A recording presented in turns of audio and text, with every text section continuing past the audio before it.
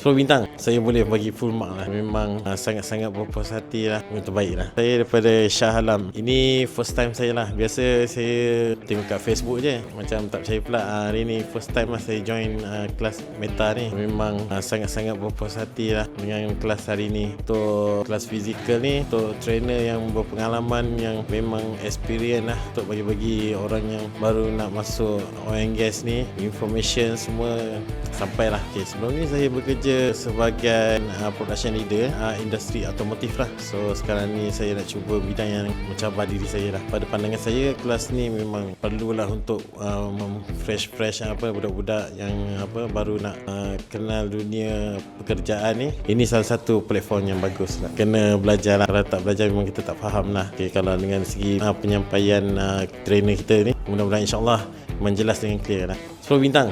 Saya boleh bagi full mark lah. Yang terbaik lah. Untuk generasi muda, saya ni pun bukan muda sangat, tapi untuk yang generasi akan datang ni, benda ni saya harap akan diteruskan lah.